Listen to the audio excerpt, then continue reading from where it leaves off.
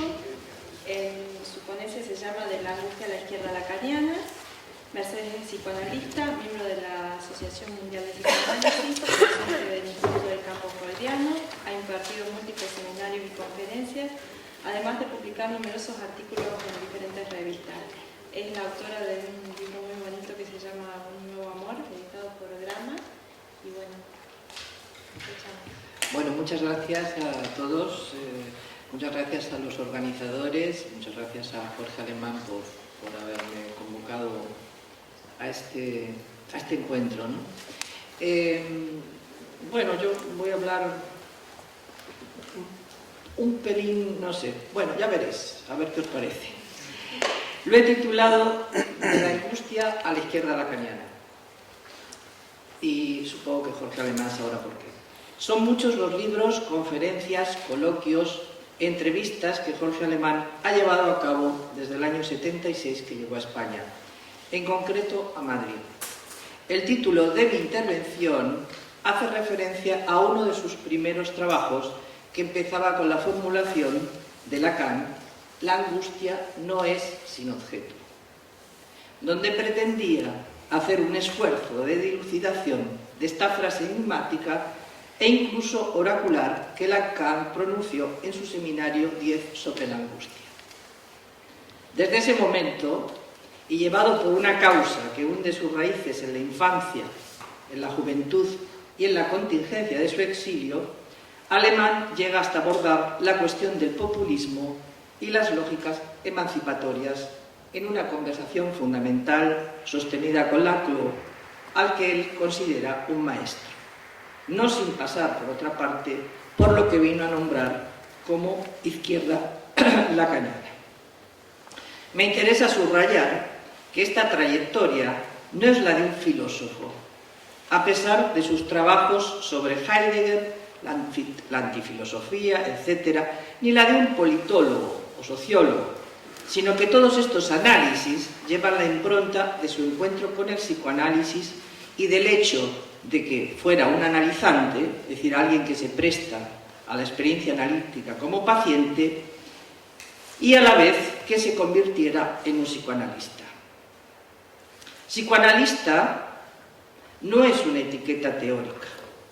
El sujeto que se autoriza a nombrarse de esta manera mantiene una praxis sostenida en la palabra, en la orientación hacia lo real y en la transferencia absolutamente inédita antes de Freud, la manera de tratar la transferencia.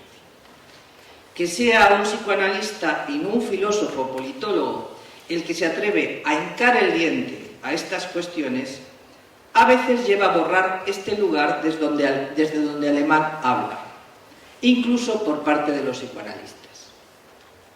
Freud planteaba que las tres tareas, educar, gobernar y psicoanalizar, tienen el imposible como central. Esto no lleva a una inacción en estos campos, sino que pone en primer plano que si esto se olvida, se produce una sutura que lleva inevitablemente al ejercicio de un poder, a un intento de dominio que intenta cerrar la fractura del sujeto. Fractura que se puso sobre el tapete que puso Freud sobre el tapete con la reformulación del inconsciente. Es sobre este punto que Alemán trata de hacer evidente la diferencia entre el sujeto, este sujeto del que habla Freud y el psicoanálisis, y la promoción de subjetividades y falsas identidades que el neoliberalismo intenta promover. Soy lo que escucho, soy lo que como, soy empresario de mí mismo, soy como gozo. Son distintos eslogans que vemos repetirse en los medios de comunicación como instrumento de este intento de cerrar una fractura inevitable. Los seres que hablamos padecemos de una falta de identidad, de una vulnerabilidad y de una necesidad del otro para nuestro sostén, que nos lleva a buscar en los rasgos de los otros y en su decir algo que nos unifique y nos sostenga.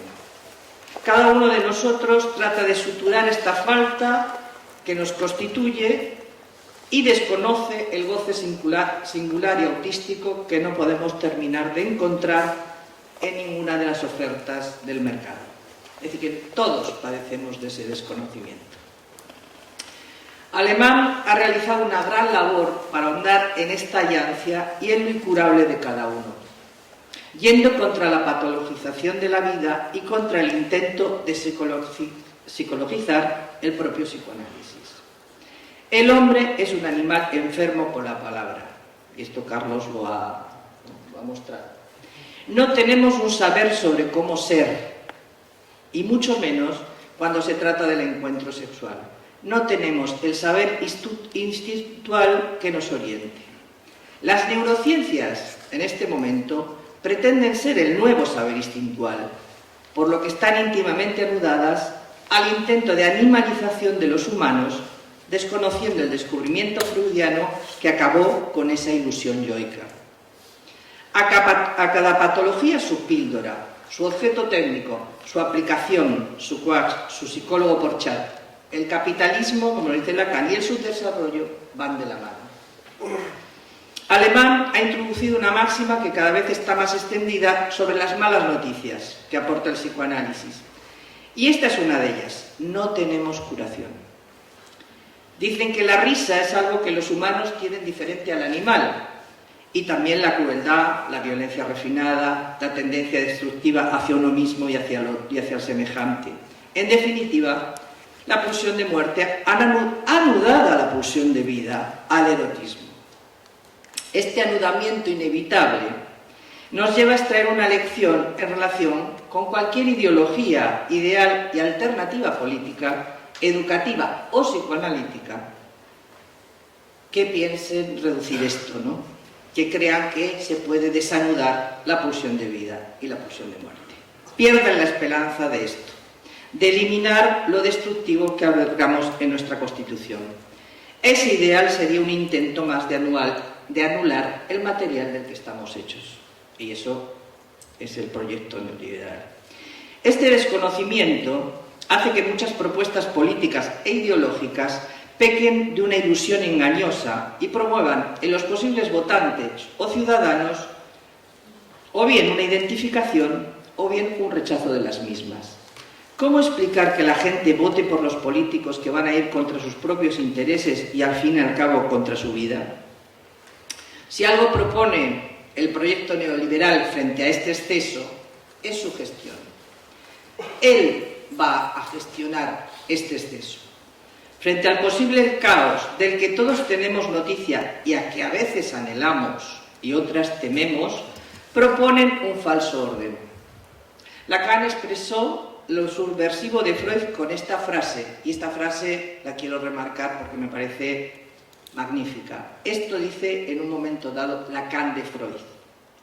Y digo, pensando en los proyectos políticos, es una gran formulación.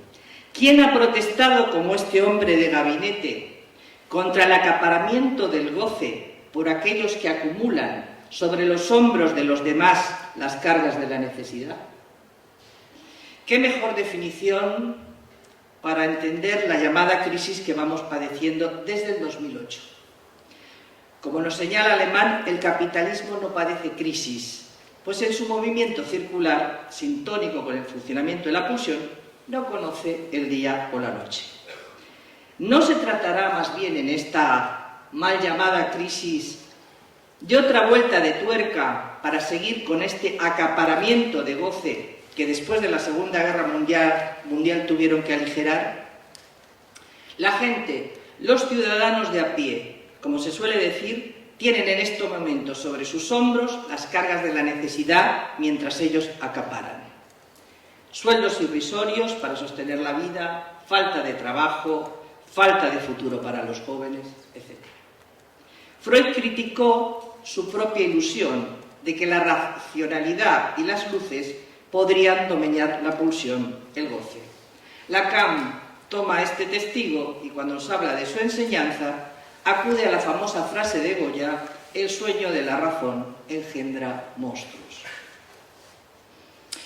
El populismo que Jorge Alemán se ha propuesto defender frente al intento de asimilarlo a los proyectos neofascistas actuales, señalando su afán emancipatorio, tiene varios problemas, para mi gusto, que afrontar teniendo en cuenta estas malas noticias. Si estas revelaciones caen en el olvido, la política institucional se verá llevada a una repetición que siempre está al acecho. La deriva hacia una pureza ideológica y cuasi kantiana tiene su reverso sádico, y las buenas intenciones y el bien que se pretende hacer puede llevar a lo peor. La diferencia entre la masa y lo común es una línea demasiado fina y siempre se puede borrar. Por ello, justamente en Soledad Común, Jorge nos muestra que los individuos en la masa se disuelven en la identidad fraterna, que se sostiene siempre en el odio. La identidad fraterna siempre se sostiene en el odio. Y que para lograr realizar algo en común con los otros, que pueda salirse de esta lógica del odio, solamente nos queda la soledad de lo más propio de nuestra existencia. Se trata de hacer comunidad con lo más sintomático y autístico de cada uno, que no se sirve ni de la identificación y que se sirve, sin embargo, de la diferencia, o aspira a eso. Esa diferencia que la existencia de la mujer en el mundo pone en primer término. Como decía Carlos Fernández Lidia, venimos del coño de nuestra madre. No habrá forma de hacer una política subversiva y que se salga de la repetición de la historia si no consideramos en qué concepción del ser que habla nos sostenemos en nuestros proyectos políticos.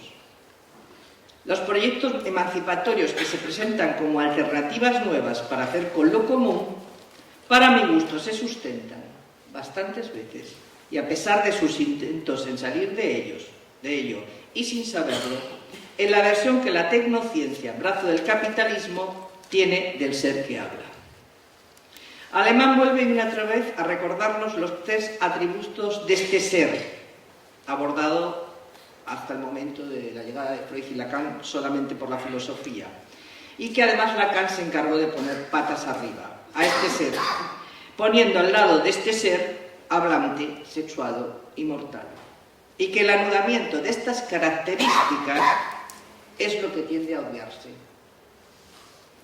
Como nos dice Freud en El porvenir de una ilusión, una civilización que no puede construir algo mínimamente vivible en relación con las exigencias pulsionales no merece permanecer. Quizá estamos en un momento cercano a esto. Como se puede vislumbrar en esta formulación, se apuntaba muy alto en relación a la lógica colectiva. Pero por otro lado, Freud no dejó muy claro si habría alguna alternativa a la masa. Ese fue su mensaje pesimista. No encontró una alternativa a la masa, a su psicología de las masas y análisis del yo. Lacan, mostrando que se puede construir una lógica que no se sustente en el todo, únicamente en el todo y la excepción, una lógica del no todo, esa que agujerea este universal, abre una puerta que todavía está por realizarse y que Alemán, junto con otros, como no puede ser de otra manera, tratamos de hacer avanzar. Gracias.